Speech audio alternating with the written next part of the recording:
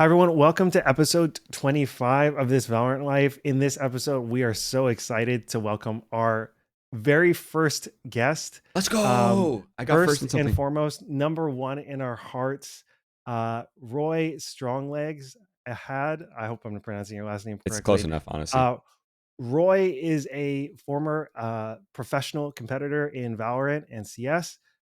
He is a caster formerly, and now is a coach and content creator for Valorant. And so we think really highly of Roy or Roy Stronglegs, and so we're just really excited to have him on. And so Roy, happy and excited to have you on. Maybe my first question for you is, where did the name come from? Where does Stronglegs come from? Oh man, we're starting right there. Okay, I'll give you the TLDR version because I don't want to eat up too much of this time. Okay, with this one, but TLDR, it started off as an ironic name. When I was competing, I started competing again when I was 24 years old, and I didn't want to use my previous alias, so I just wanted to just play the game with IRL friends, just to kind of get back into the swing of things. You know, just like play the game, play the rank system, and I didn't want to use my previous alias just in case I wanted to go back to it. So I was playing with my IRL friends, and they were terrible at the game, by the way. So I was dropping 50s, 60s every game, like just hard carrying them pretty much. And then they're like, "Wow, man, your back must hurt all the time because you're always carrying us." It's like, no, I use my legs. And then that's how my name actually started as like F in strong legs. And then I was like, hey, that's probably not very brand friendly. So I Okay. removed the F in first, and then it became just strong legs, and then it just kind of just became a meme. And it's like, this has a nice ring to it. I might keep this, and I just ended up keeping it. That's the TLDR version though.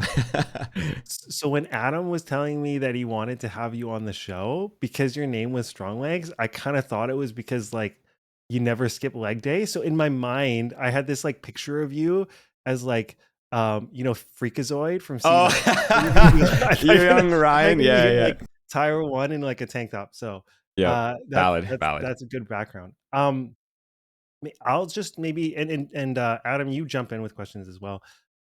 Maybe Roy, one question I have for you is like, what is something that the Valo community believes in that you really disagree with? Ooh, that's a very good question. I do have a hot topic. This has been a kind of recent debate. Okay. So the esports community has gone from we don't believe in aim training to we definitely believe in aim training, and now there's Yes. like a counter movement to aim training where people are going back to the opinion that aim training does not work. From my anecdotal experience, which is backed by many students, I can safely say that aim training does work, but there are niches to it to really get the most out of it. And I feel like a lot of people mess that part up, which is why they believe that aim training does not work. But I believe that external training can help you integratively into like gaming specifically. So like spamming grid shot is not going to help me become cracked. Yeah, pretty much, pretty much. Also, not doing it before you play. Aim training before you play is really weird because like you think about your aim when you're playing, so then you're not really focused, and then you perform worse, so you think it's not working. Which is why I always actually recommend to aim train before you sleep, so you don't have to think about it. That's my hot take. With the aim training specifically, like I've had experience with this because I've had aim coaching as well.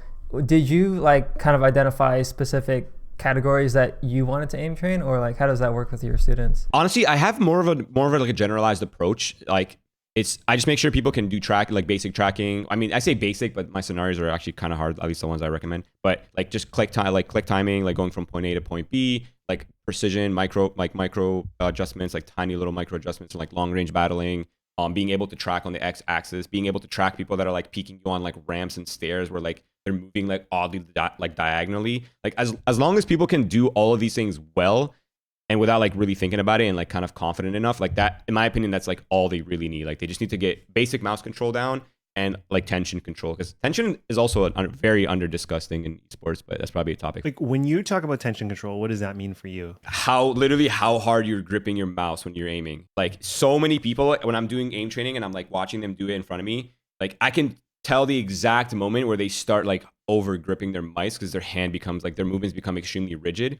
And it's actually only really like the mouse tension control thing, the conversation for that really only recently like started within like what 3 years, and like last like 3 years, like the aim training community has really started talking about it. And it's actually like a very underrepresented topic in esports and gaming in general, because people tend to like when they they're getting into like stressful gunfights or they're getting into like weird scenarios, they like death grip their mouse, right? But yeah, so it's kind of like an underrepresented thing. Do you think there's some level of that where really naturally mechanically talented pros just naturally don't death grip their mouse? Yeah, I think some people are just colder. Like they're just ice cold, man. They don't cope with stress the same way like other people cope with stress. And I think those people that are like, I don't know, like genetically or DNA immune to stress responses, like those people I think are pretty much chill most of the time. But people that like tend to like freak out in scenarios or like they get really stressed easily, they tend to like death grip their mice, I think. I feel like there's this I don't know if you've seen this documentary. It's called Free Solo, Oh yeah, the climbing one. Alex Honnold. And that man is like dead inside, and the only way Yeah. he can feel alive is to like do extremely Yeah. dangerous things. And I guess like to a certain extent it's like really beneficial if you can be like really calm Mm-hmm. For sure. in high stress environment. Yeah, you want to hear my hot take? I think I've talked to you about this. But I actually think that once you are good enough in esports, like once your mechanical skill is good enough, once like your strategic mind is developed enough, like I actually think that competing professionally is like almost 80% psychological. Like I believe that it's a high degree of like stress management, emotional management, like ability to remain focused, like self-confidence, self-belief, like almost like all the psychological umbrella of problems that people would have competitively is like it's 80% dictates whether you are a good professional or a bad professional. After you are good enough. That's the caveat. So you talk about self-belief and you talk about like culture and psychology and stuff, Mhm. and you actually played with one of my old teammates, Coburg. Oh yeah, And young I Kobe. was curious on like what that would look like for when you're working with younger players. Like how do you prioritize that kind of mental space for them and for your team? Yeah, so this is actually something that Mel and I talk about quite a bit, actually. Well, we used to talk about it quite a bit. But this is like a two-sided answer, okay? Bear with me. So number one, I actually believe that you have to do things long enough to no longer think about them. So a part of like my psychology is like, I can't build confidence. I'll just say it like this. I'm not the type of person that can build confidence irrationally. Like I'm not an irrationally confident person. I have met people who are they just think they are God's gift, and honestly, power to them. I'm glad you guys can delude yourselves into believing you are the GOAT and it works for you. I'm just too rational for that, I think.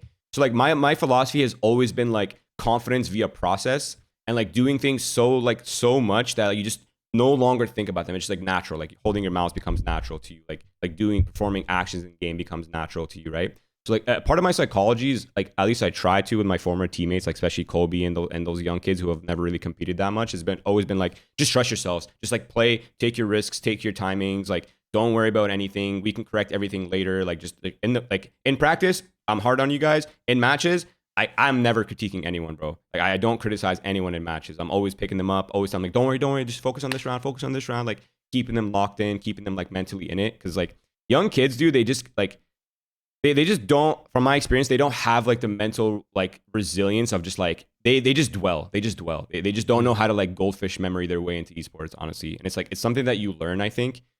So it's like part of my like realization is like I'm aware of this thing, so I'm trying to create an environment where they don't have to be overly analytical, so they open themselves up to be in like a much cleaner flow state and kind of like believe in themselves and play the game. Adam, it reminds me of that thing I just sent you. There was that quote from Roger Federer.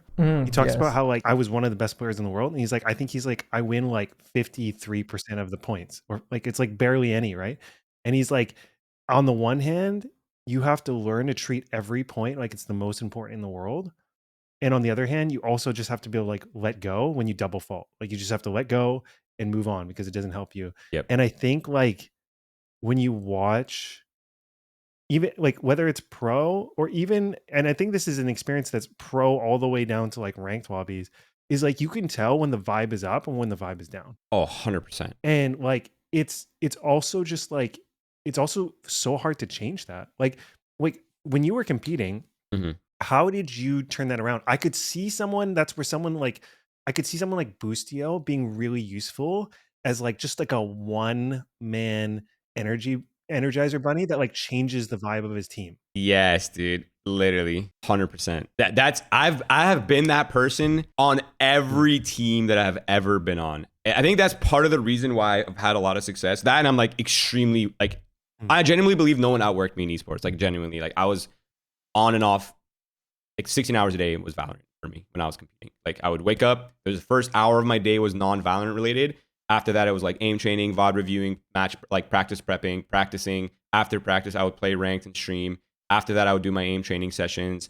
after that, I would hang out with my girlfriend and my partner Mel, who was also a competitor, and we would talk about Valorant for 2 hours afterwards. And then I would go to bed and I would wake up and I would just do it all over again. That was literally my day for like 2 years straight. Like genuinely, like unless you were able to fabricate or like sleep less than I did, you never worked harder than I did. That's the fact. And so when it comes to matches, I'm playing with kids who are like, obviously they don't have the discipline to like, no offense, but kids just don't have the discipline. They can't delay gratification. It is what it is. So like I was always the one that was doing all the hard work. And when it comes to matches, like they were just so hard on themselves, and they were just like I recognize it because I used to be like that, like an ultra perfectionist. Everything needs to be done perfectly. Every scenario needs to be done perfectly. I need to play everything perfectly. Like that perfectionism is actually a curse, but that might be a separate topic.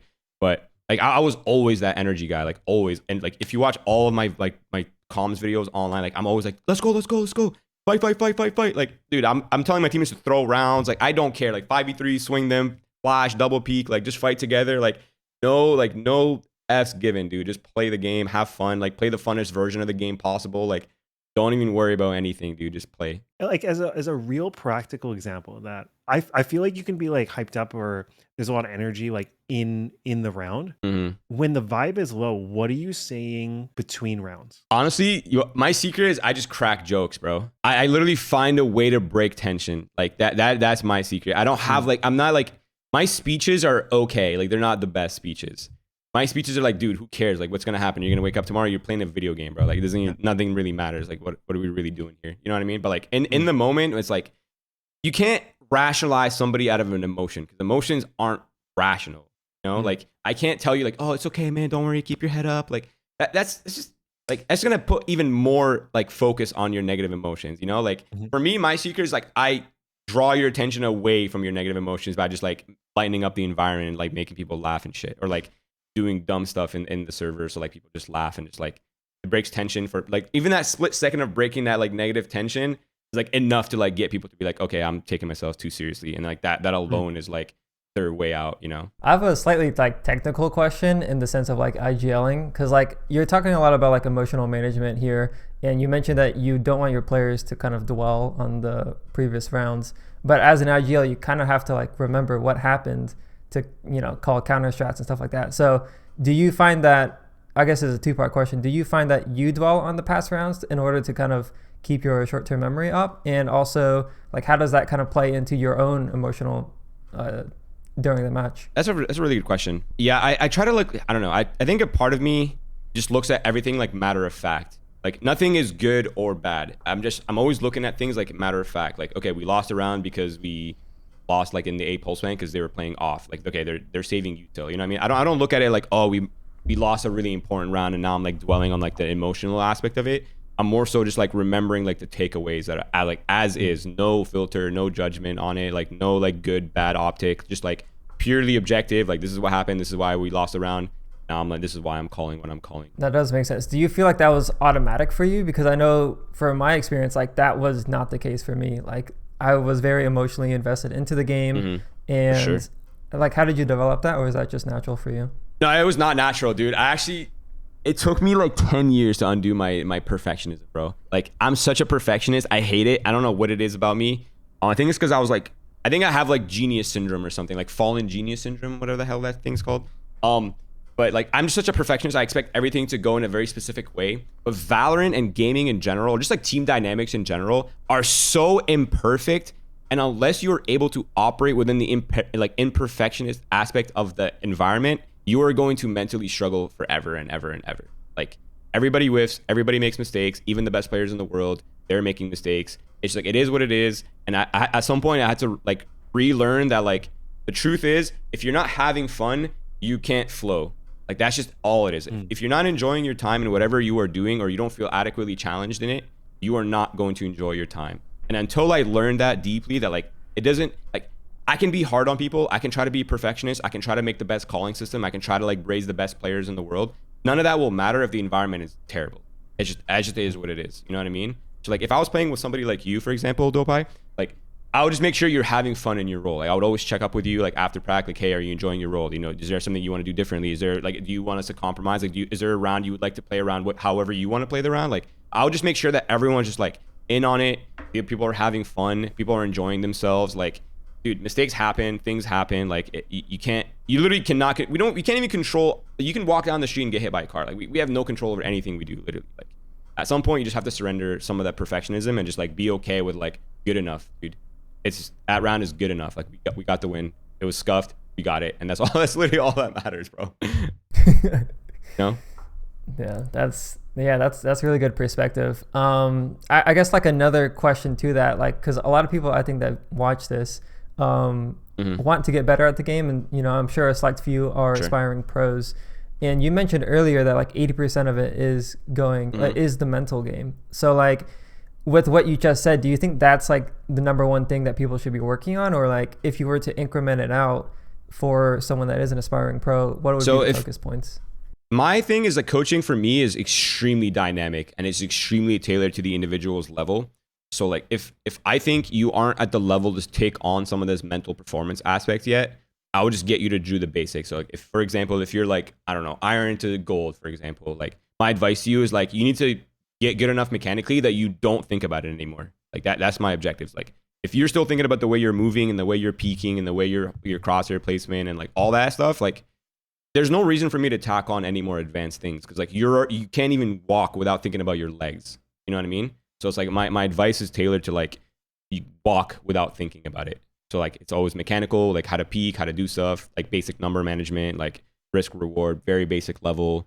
Like everything is just get you to level up as quickly as possible in like the most fundamental way. So get you to walk, then get you to run, and then once you can run, I add on a couple of things, and I just keep adding on a couple of things. And like I do work with like some tier 3 players who are like on the cusp of challengers, they're in the premier challenger qualifiers and stuff like that.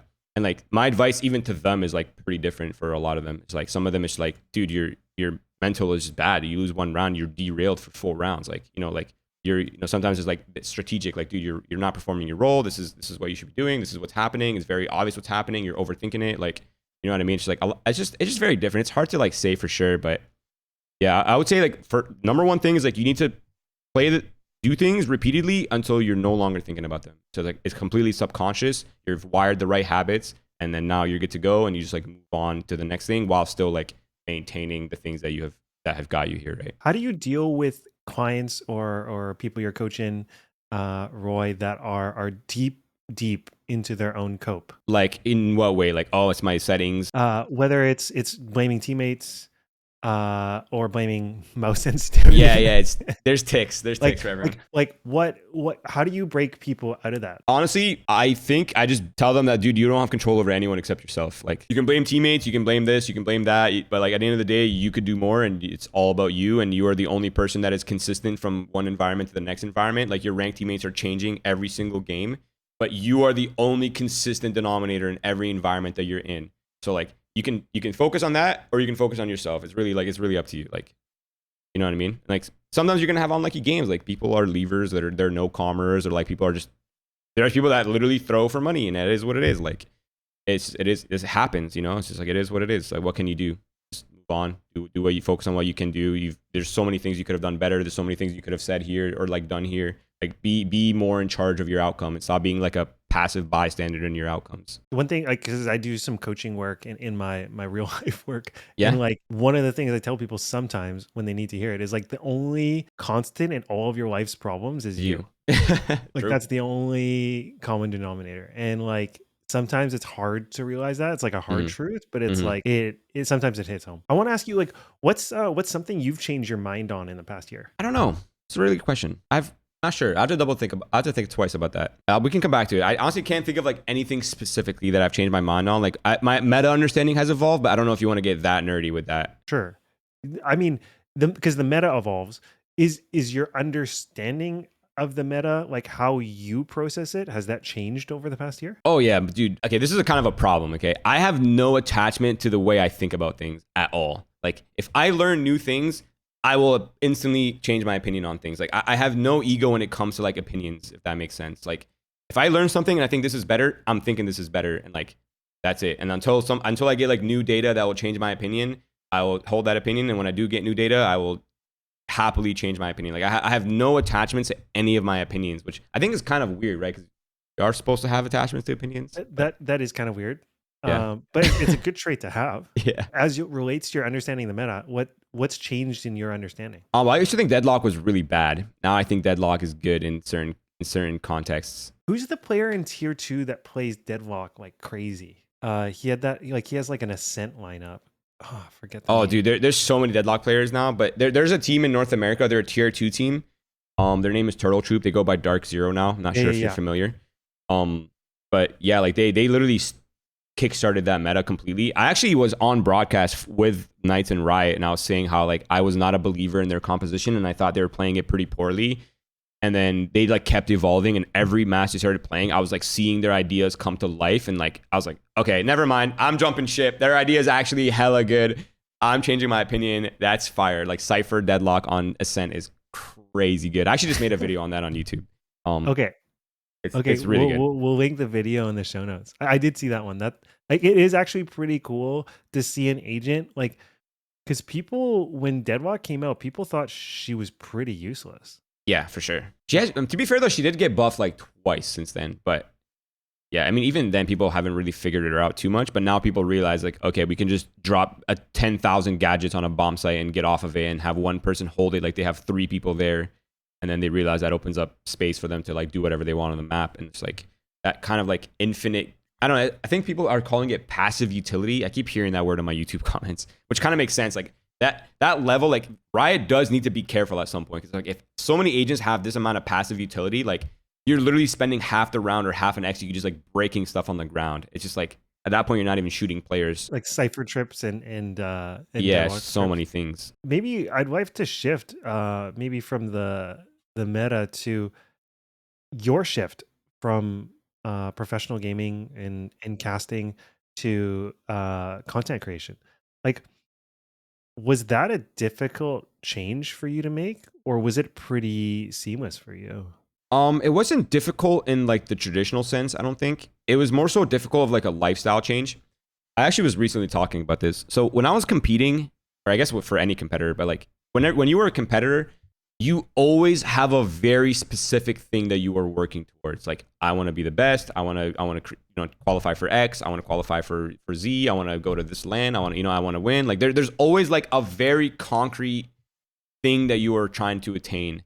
But like when you were a content creator, like it is so abstract. Like your path is so abstract in that regard, where it's like, what am I even really going for? Like, am I just going for like data and numbers? Like, do I just want more subs and more viewers? Is that like my end goal? Like, I can't be the best content creator. Like, there's no like clear path. Like, I can just improve my process and hope people like what I'm putting out, right? Like, I don't know. It's just that part has been like kind of a challenge. Like figuring out like what really am I going for here? Like, it's kind of hard to quantify it, I think.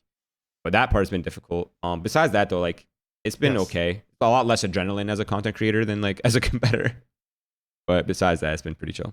I guess like with your transition into content creation, a question that I would have for you is like with the coaching side of things, do you think that you would ever dabble back into like a more team environment type of coaching? Or like now that you're working with more people and you see more people, does that kind of like reignite your spark to compete yourself? Yeah, I actually don't even think my spark to compete has ever really gone away. Like if I was to get a good offer, I would probably take it. Like no questions asked, I think. But it's just like, I don't know. Maybe once I like get the taste of like what a content creator's life is, I might change my opinion on like my drive to compete. I just feel like being a content creator is so much more chill. Like it's a lot of self accountability, yes, but like you aren't really tied to anything specific, right? Like if I want to take a day off, you can take a day off. Like I'm not letting 6 people down, you know what I mean? Like I'm not competing for millions of dollars. Like it's kind of just, I'm kind of in control of my outcomes in that regard. But besides that, like it's pretty chill. And so what does your day-to-day look like right now? Like is it content creation? Is it coaching? Is it like 50-50, or is it weighted one more than the other? Let me think. So I've recently gotten into working out, so that takes an hour of my day every couple of days. Besides that though, it's been kind of like split. I do like 3 streams a week, so that's like usually like 3.5 to 4 hours 3 times a week. And then I do like maybe 2 coaching on average per day, 3 sometimes. And then, yeah, the rest of that is pretty much like going towards like creating shorts and scripting and working on YouTube videos and stuff. It's kind of hard to like, I don't have like a specific hour counter though. I wish I did. I probably should so I can like actually balance my life a little bit. But right now I'm kind of just going with the flow.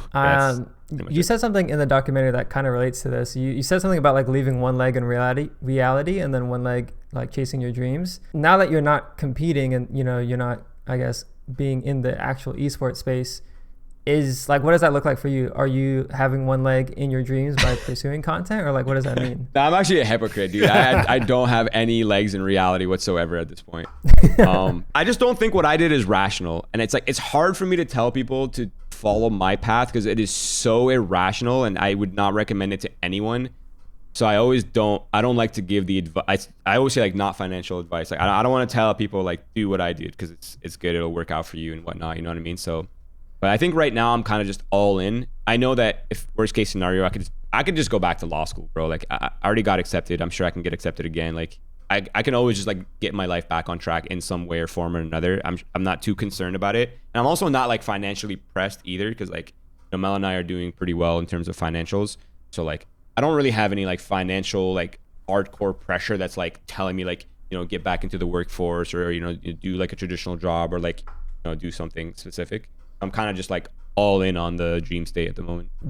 Okay. So you brought up the finances. When I was competing, like finance was like a huge burden on me because obviously you don't make any income. And you mentioned that as well in your documentary. Like, how did you kind of juggle that mentally, and what advice would you give to anyone in that similar situation? Yeah, man. Honestly, I think my position was a little unique because I've always had work in esports. Like I was casting, I was doing like gigs, I was doing tournament production. Like I always did something on the side to like make some kind of money. Like I'm always grinding, dude. Like literally I never stop thinking about stuff, doing stuff. But I think for most people, like honestly, like even having like a part-time job, like if you're living with your parents, like just have a part-time job, contribute to like your parental finances a little bit, just so there's like less like societal pressure crushing you so that you can like focus on what you're doing without like anything taking mental space, that'd probably be my advice. Just like keep one leg in reality, like pursue school. You could do school part-time or full-time and do esports easily, I think, honestly. So like especially now with like the wave of collegiate and stuff like that, I think it's pretty chill. Yeah, that's good advice. That's something that I needed back then, but now that the collegiate is a thing, I think a lot of people are taking that route. Like I've seen a lot of people that I used to play against in tier 3 is like in the collegiate scene, and they're dominating. So that's super nice for sure. It's good infrastructure. Well, and I think it's also just legitimizing that when collegiate teams can make it into challengers. For sure. I mean, Winthrop is not doing well, but they're there. Yeah. I mean, Blaine's doing okay. They're also a fresh collegiate team. Right. Yeah. Actually, I think I was just looking. I think they're like top of their group. Almost the top of their group. They're doing okay. I don't know if they're doing that well, but they're solidly qualified for playoffs. Really? Let me see. Hold on. Let me. Oh yeah, you're not lying. Actually, yeah. No, they're like just under OXG. Who's like probably is probably the favorite. I think I would say at this point, right? Yeah. No, they're actually insane because I like obviously I've known Oki. I was on a team with him prior, and I've seen these guys play for a while in like the tier 3 tournaments. I know that their position is not a fluke because they're actually a good team and they play well, and like you can like. For me, like when I watch a team and I can clearly see ideas, I know they're a good team. I'd love to ask maybe some questions around pros because I feel like I ask Adam these questions. I know some other people in pro esports as well, and I ask them these questions. Like, I see and we see, I feel like so many players that struggle with their mental health. And what I don't understand is like why, if a team is playing a player or paying a player like 6 figures to play professional Valorant, I don't understand why teams are just not like, you're no longer on Twitter.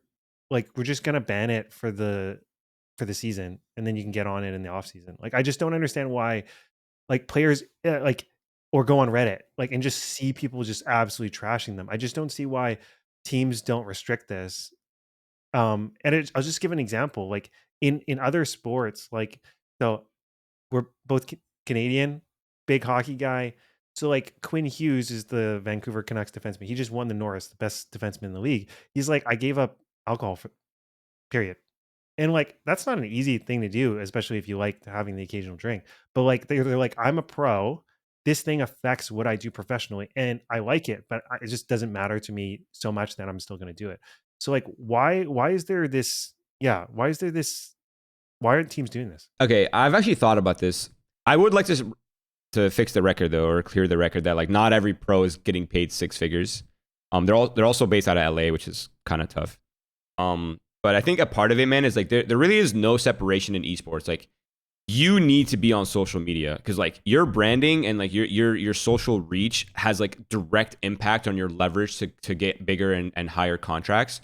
And like it's really hard to like get off Twitter because like Twitter is how you get branding, like posting clips, interacting with the community, like that is like directly correlated with your like leverage beyond just being a good player, right? Like you need to have a presence online. You can't just like disappear. Like you're not getting paid millions of dollars like hockey players are. You're getting paid like 60 to 80 grand on average, maybe 100 grand, maybe obviously some players are getting more than that. But like on most people are like in the in the 5 to 7K per month range, maybe 8K per month range.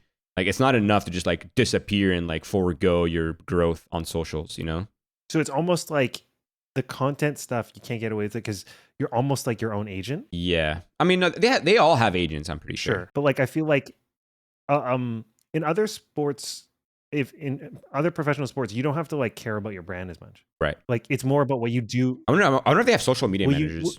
Do they have that? Is that more relevant in sports? I think people do, like especially if you're really popular and you get endorsements and stuff, right? Like, but your opportunities on the pitch or on the ice or on the basketball court, they're like just directly related to what you do in the game, right? Like performance. And so what I'm hearing here is like there is an element of performance, but there is an element of like social media enhancing the visibility of your performance. Yeah, for sure. And I think beyond that, I mean, this is like the dark reality of esports, okay? Like esports is not exactly like sports because in esports, it's a lot more entertainment based, less competitive, right? Like it is a competitive environment, but it's still an entertainment sport at the end of the day, right? Like their narratives are bigger than performances. Like branding and presence and social media and like content is sometimes more important than your performances, right? Like Sentinels, for example, could probably lose for the next year and all get to keep their contracts because like they just bring so much to the org. You know what I mean? Like people, whether you want to admit it or not, there is a layer of thing in esports where like it's literally not about competition anymore. It's like they want to monetize. So it's like it's really hard to like kind of forego that in esports, especially if you're like, I'll just use like Trent I don't know why I'm thinking of Trent, and it's not about him specifically, but like Trent as an example, like if he goes off socials for a while, like his next contract might not be insane, like they need to constantly grow their brand. They need to constantly leverage. They need to like try to stream. They need to like try to like raise what they bring to an organization so they offer more than just like the minimum salary. So I guess like Zelsis would be like the perfect example of this. Yeah, dude, Zelsis' brand, oh my god. Okay, first of all, I've known that kid for like almost a decade at this point. His brand is genius, bro. It's actually genius. It's so perfect for esports. It is absolutely genius, man. Like he's shameless with like the drama. He's shameless with like selling out. Like it's him now. When you think of like selling out and like shamelessness, business shamelessness, like that's him. And it's like he's made it him. And just like that alone is just so genius. It's 500 IQ. I love it. I feel like it's almost very WWE. Yeah, 100%. Dude, I'm telling you, esports literally is WWE, but minus like the scripted scripted results, right? But like it's literally an entertainment sport. It's in the name, bro. Like literally. Electronic entertainment sport. Like it's you just change the E. Yeah, literally. It's the same. Yeah. It's there, whether you want to see it or not. So there's not like a clear path to pro in, esports. You have like these weird tier 3 tournaments that like I remember playing in forever. I didn't really know what I was doing. And then like you obviously need to get your name out there. Like how are you supposed to break it into the pro scene? Like what are you supposed to do? Can you go on ranked leaderboards? Like there's Primi. Yeah. My advice to okay, so I work with like tier 3 players who have like zero brand. And my advice to them has always been like the same to pretty much all of them. And, like, I'm very open with my process. Like number one, you need to get into a smaller social circle. That means you need to get into the highest rank possible so that every one of your lobbies has people whose names you recognize. Like if you're in a rank where every lobby you're in is unknowns, you're never going to make it. Like your name needs to be circulating in the community. You need to be part of the community if you want to be in the community. You know what I mean? So like number one, get into the highest rank possible. Like make your social circle as small as possible. Once you are known, once you're putting up performances, like once you're good enough that like, okay, you can now leverage a mid to top tier 3 team. That's when you start your career.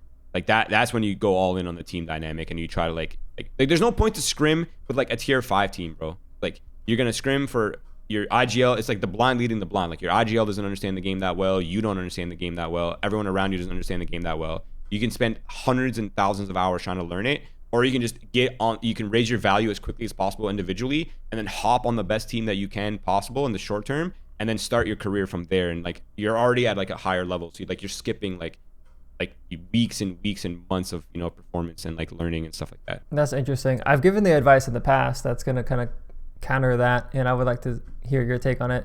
So like I've given the advice for people that are like in that ascendant to immortal range. I'm like, hey, like if you want to compete and you want to be on a team, you should start playing as soon as possible to get that experience, to kind of know how you are in a team environment, and build up those social skills, and like kind of figure out what protocols, and then of course on the side continue your development in ranked. But it was kind of like a do it both at the same time rather than fully invest all your eggs into the ranked basket. Yeah, I think I used to think that at one point in my career. I don't think that anymore though, to be honest. Okay. Well, mostly because like it's really hard to shine when you are on a bad team. Like that's just a reality, bro. Like if you're on a bad team, like you can be an amazing player. You put an amazing player on a pretty bad team, like they're not gonna play well. So like your stats are gonna look bad, your results are gonna look bad. You're gonna take pretty harsh losses to pretty bad teams, and like that's just it's gonna tank your value as much as possible, right? So like in esports, in my opinion, like your perceived value trumps everything, which is why I always say like you should get into the smallest social circles possible and like do well, like shit on Tarek, dude. Like go destroy Tarek, go destroy the Sub Rosa, like clip them. You know what I mean? Like get your value up. You know what I mean? So like people are like, oh, this guy destroys Tarek, this guy destroys Sub Rosa, this guy destroys pros. Like, you know what I mean? Like now it's like, okay, who is this kid? Like now people start talking about you and you're part of the environment. Like, oh, I hear this guy's voice in Tarek's clip, and like, oh, I also hear this guy's voice here, right? So like your perceived value, like your presence in the community starts to go up and up and up, and like that is like, dude. This is like a second part answer, I guess, but like there's probably so many players I've never heard of who are insane but will never actually make it because they're just not discoverable. You're literally just not discoverable. Like it's hard to know who these people are when I can't find you. I feel like there's this idea around esports and stuff that it's like very pure. It's just really about how you play the game. But like what I'm hearing from you is like there is an element of, like you definitely have to have the skill. But yeah, for sure. That's undeniable. Play the game within the game, then the skill is only going to get you so far, right? Like unless you're literally like perennial rank a phenom, one, right? Yeah, like exactly. Xander and Cryo or whatever, right? Then it doesn't matter. I mean, Primi, example. But if you're in that second tier, then you have to be able to find a way to elevate yourself. And like almost honestly, like this is not any different than real life. Like when you're trying to get into law school or you're graduating from university and you're trying to get into like an accounting firm, like you literally have to be able to impress people to get them to get you to join. Like everyone 100%. else there is just as driven as you are. Like I remember, Adam, you and I talked about this. Alex Hormozy talks about like your goals don't make you special. Yep, dude. If I got $10 for every person that I've spoken with in esports that said they want to go pro, I actually wouldn't even need a job ever. I would just be rich. Every kid, bro. Every single person that I have ever spoken with in Valorant since I started competing has told me the same thing, and they all think they are special, and I thought I was special. Where they all say, "I want to be the best. I know I have what it takes to be the best." And then I said, "Okay, I believe you. Now let me see your actions. What are you doing? Like, what does your day to day look like? What does your schedule look like?" Nah, the schedule is not gonna get you to the best, bro. Like I can name you 200 players off the top of my head that have way better routines than you do. You know what I mean? Like everyone says they want something, bro. Like literally everyone. They all want the idea of glory and they all want this idea of like success.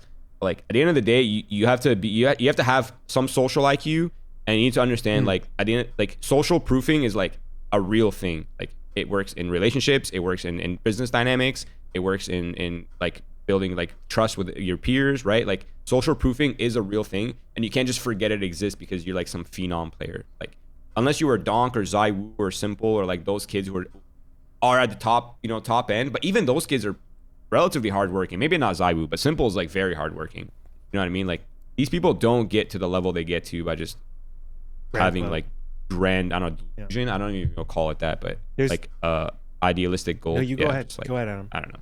So like what's your perspective on like talent versus like hard work? Like, do you think anyone could go pro given enough time, or like, what's your experience with that? Dude, I started competing when I was 24, bro. Literally everyone that I spoke with told me I would never. They just said quit. Like in the first couple of weeks, like quit. Literally just quit. You'll never make it. I said okay, bet. And I was stubborn. I was like, I can make it. I really believe in myself. The difference between me and I think a lot of other people is like I said I could be the best, and I spent, bro. I'm not kidding. This is gonna sound like I'm actually lying and gaslighting you guys, but when I started restarted Counter-Strike CS:GO in was it 8.5 years ago, like almost 9 years ago at this point, I was playing the game and streaming 16 to 18 hours a day for like a whole year, bro. Like literally, I was grinding ranked, streaming, chilling out, streaming. Everything that I did was on stream, bro, for like 16, 18 hours a day. I was literally grinding, VOD reviewing, playing, grinding, VOD reviewing, playing more, learning, VOD reviewing, playing, aim training, DMing for hours, playing. Like I was doing that for like a whole year, bro, non-stop. And then lo and behold, in my first year, I went from open division to MDL, which is like the Premier League right below pro. So like in one season, I went from open to MDL. Like I'm like one of the, I think, there's only like, I can only think of like 4 other people that have done that in their careers. Like Stewie 2K is one of them. He went from open to Premier. Tens is another one. He went from open to, I think Tens played like a couple seasons in open though. Then he went to MDL. He got picked up by Ocean. Like there's only so many people that have done that. And it's like, dude, I was 24 when I started. Like that's when people are retiring in esports pretty much. But yeah, I do think anyone can do it. It just requires finesse. But I will caveat this though with like, if you are new to a mouse and keyboard and you're starting at 24, Sure. I think the odds are very much against you. I will say that. Like I started competing when I was 24, but I was playing video games since I was like 7 years old. Like I'm not new to mouse and keyboard, bro. You know? So like I think there are caveats, but yeah, overall though, I think hard work prevails. Dude, I've seen hundreds of players who have ruined their careers, bro, by just not being able to like lock in. They just can't lock in, bro. They just can't. They can't do what they need to do to get better. You know, it's like they have so much talent, but they just can't. I don't know. It's like ADHD or dope. I don't know. I don't know what it is. I'm not a scientist. For some reason, these kids can't do what they need to do to like really reach their full potential, and they just completely derail their careers. There's this like, have you read the book Atomic Habits before? No, but I've read like excerpts of it though. Yeah, like one part that I really like about it is like he's like, if you adopt certain habits, you adopt the habits of like the person you want to become, right? So like, yep. And then if you do those habits long enough, you like become that person. And I think for most kids or people that are like, oh, I want to go pro, like they're not even close to adopting the habits and committing to them that they would need to become a pro. Yeah, exactly. Right. Exactly. Like if you're not willing to go to that level, then it's like, that's cool.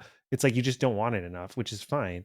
It's kind of like when working out, like if people are like, yeah, like I'd really like to get fit, like I'd like to get a 6-pack, like great. 100%. Like you got to commit to doing this diet stuff and you got to commit to doing these workouts. And they're like, then which is fine. It's just like you didn't actually want it that badly. 100%. I mean, dieting is actually harder than working out, in my opinion. It is 100% harder.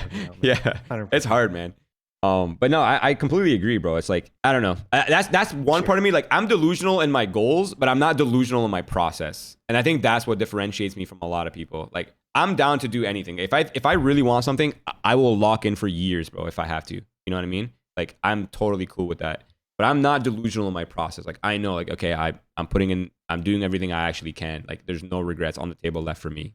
That regard. Roy, what are you most excited about in the next year? Ooh, like in gaming specifically or like in general? I'm excited to see my growth in this new path that I've chosen. I'm excited to see my partner's career develop even further because she's doing amazing for herself. I'm just excited. I don't know, man. I have this I love life. I love enjoying like things, even though I'm very depressive. I do enjoy life. I do love like the process of like seeing people grow and evolve and like how life changes. There's so many like technologies I'm looking forward to. Yeah, new games coming out. I'm always down for new games as well.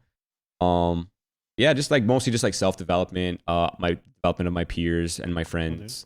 And just gaming. Adam, do you have any last questions? I don't think so. I think we covered pretty much everything I wanted to talk about, and that was awesome. I feel like, I don't know, just because I've seen your name in the scene for so long, and I know like how you've kind of fun fact, and you're not going to remember this, but there was a Haven ranked game. Oh yeah. Yeah, where you and Mel were on the same team. Like, sorry, like we were all We're three on the same team. Yeah, and you guys were calming so much, and like I was like very reserved. I came from Fortnite, where like you don't really, talk to many people. Yeah, and you just kind of like play the game. So you guys were calming in a way, and I kind of like wasn't really looking to pursue Valorant as a pro career or anything. But that was like where I got like my first like spark of like inspiration from the game to start competing. And it was just because I had so much fun. I was like, oh my God, this is sick. Like, I know, like, this is, like, what tactical Valorant might look like. And, really yeah, I guess that was just, it's cool to see really where you are now and what you're doing. Thank you. I appreciate that. That's really cool. We try our best. We try to keep, I'm like, my whole life mission is, like, to slowly, this is my imprint on life. You guys ready for this?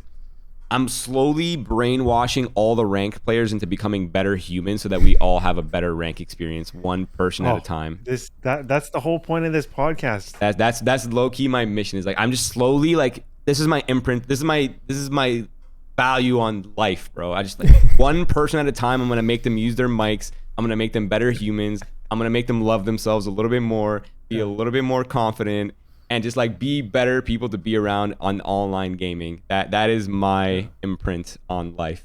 That's my mission currently. You're gonna make them blow up whether they want to or not. Yeah, literally. Just enjoy it. Well, with that, Roy, it was such a joy to have you on the episode. Thank you for joining us, man. Thank you so much. I hope this was enjoyable for you For sure. if you're watching this, and I hope you got a lot out of it. Until next time, have a great day.